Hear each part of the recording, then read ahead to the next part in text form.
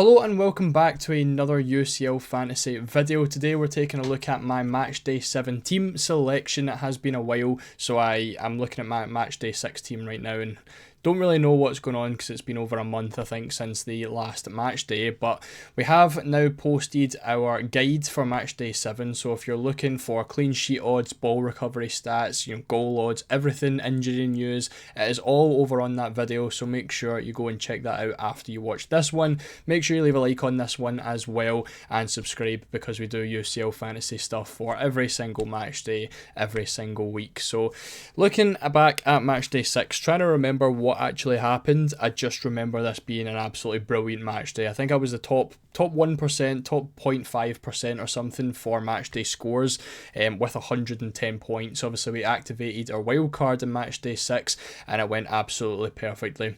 You can see my rank now is 3,478th. I think I'm 12th in Scotland now as well, which is absolutely ideal and exactly where I wanted to be at this stage of the season. So this is how we kind of approached the wild card. And, in defence, you can see the points we got in defence. Going for a lot of players who do pick up ball recoveries. Pacho and Alexandro doing absolutely brilliantly. I think Alexandro ended up with an assist as well, which was great. Pacho, I think, got a clean sheet as well as, I want to say, 11 ball recoveries. So a 9-pointer for him, which was brilliant. Again, for cheap defenders, that's all you can ask for. And again, just looking at the rest of the starting 11, we have, so much hauls going on. Saka picked up a 19-pointer, Salah with an 8-pointer, Musiala in there with an 11-pointer, Vinicius Jr. with a 10-pointer as well, and the main attraction being the double Atletico attack. That was probably the most fun I've had watching a Champions League game in a long time, watching that Atletico match, because it felt like it was just goal Griezmann, goal Alvarez, goal Griezmann, and it was brilliant. Griezmann ended up with a 26-pointer, and it was fantastic. Now is going to be a little bit of a problem for matchday 7 because I do have a lot of players playing on day 2, which I should have probably considered a bit more when making this wildcard team. But again, everyone got points, and points is the most important thing, obviously, in the game. So 110 points was fantastic, and now it's really just trying to navigate matchday 7 and 8 with this same team. So this is how it is looking heading into this match day. Now, as I said, a lot of players playing on the second day. I did make a note of it in the matchday 7 guide from yesterday's video, that I think a lot of people are going to struggle to have a lot of players playing on the first day this week, because a lot of the big teams with the easier fixtures are playing on day 2. The likes of Real Madrid and Arsenal, they are the two with the highest chance of scoring the most goals and the best clean sheet odds. They both play on day 2 as well, and they both have good fixtures for matchday 7 and matchday 8, so a lot of people are probably going to have double and triple ups of the likes of Real Madrid and Arsenal. Now, thankfully for me, with the two Atletico strikers, they do both play on the first day. The only issue with it being is they play against Bayer Leverkusen, so I've got a double Atletico attack against a very strong Leverkusen side, which isn't great, but I think I've kind of just got to roll with it for this match, because I think my transfers need to be used on players playing on the first day. So I don't want to take out someone who is playing on the first day, when I think I've only got 6 outfield players playing on day 1, which is Griezmann, Alvarez, Salah, Alexandro and Van Dijk. Now Alexandro's another one I've got. He's playing against Liverpool away from home as well, so he's not going to keep a clean sheet, probably will concede a few goals, but if anything, this is going to be the game for him to pick up a ton of ball recoveries. He's sitting second for ball recoveries in the entire game right now, only behind Pacho, who I've also got, and also has a difficult fixture against Manchester City at home. So I'm really expecting a lot of ball recoveries from these two. I don't think I'm going to get I don't think I'm going to get clean sheets, but I still think both of them can pick up 5 or 6 points for the ball recoveries. Now, thankfully, obviously it has been over a month since match day 6. I do only have one glaring issue in this team, and it is Bukayo Saka, who's obviously injured and probably is going to miss match day 7 and match day 8. So Saka's going to have to come out. Unfortunately, he was the Arsenal guy for me. He was the attacker that I was going to own throughout the Arsenal's good fixtures, which was 6, 7 and 8. I don't really know what I'm going to do at this point. I do have plans for transfers, which you're going to see in a minute. I don't really want to lock them in just now because there is a lot of thinking having to go into this for me.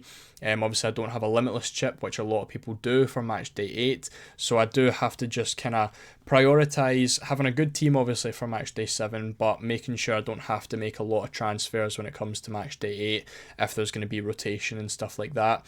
So I do need to consider, yes, have getting points in match day 7, picking a player who's going to get points in match day 7, but match day 8 is going to be a big one with everyone obviously playing at the same time. I've got to kind of consider that and get good players in for that fixture. So I think when I'm looking at my 2 transfers right now, as much as I would like to get one of Alvarez or Griezmann out, probably Griezmann because Alvarez is a lot cheaper. I think Saka is obviously a priority transfer, and the other one's going to be Reinders because he's not great. He's not someone who's going to pick up 2-3 goals in a match, and he doesn't really get ball recoveries either. And he's obviously playing on that second day on the Wednesday. So for me, the 2 transfers I'm going to be making is Saka and Reinders. My defence, I'm absolutely I couldn't be more happy with the defence. I think all 5 of them are brilliant. Musiala is great, Sal obviously, Nicholas Kuhn, no complaints there. And then the front 3, Vinicius Jr., mainstay in my team. Alvarez I'm happy enough to have, and then obviously Griezmann's probably the other one I would take out. So if I was to take a -4 this week, it would be getting out Griezmann, but with him playing on the first day, it's probably worth just keeping him, and if he doesn't do well, then I just sub him out for someone playing on the second day.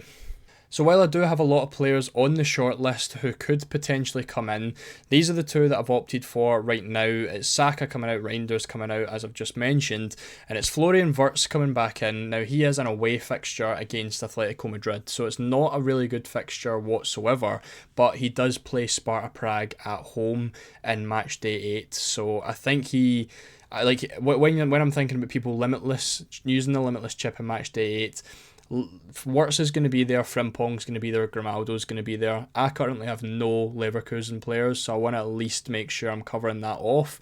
And obviously Wirtz can still do well against an Atletico Madrid. He's one of those players who can score in any game. So I did consider the likes of Rafinha, who was in my limitless team, and I think he was in the wildcard team as well in the guide video. But for myself, I think I'm going to go for Florian Wirtz. He has a more difficult fixture than Rafinha, but Rafinha plays against Atalanta at home in match day 8, which isn't as good as a Wirtz. But as I said, I could end up changing my mind last minute and going for Rafinha anyway. I've opted for Morgan Rogers as well. He's only 5 million.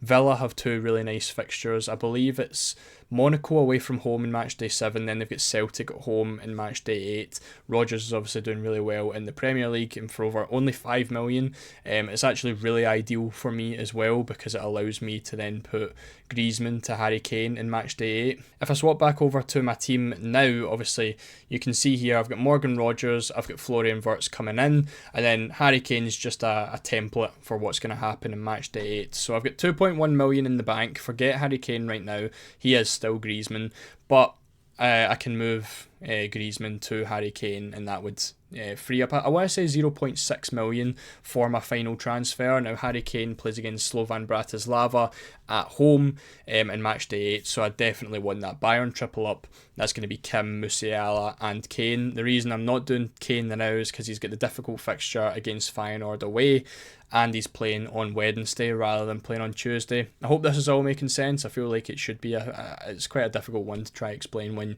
you have to talk over multiple match days.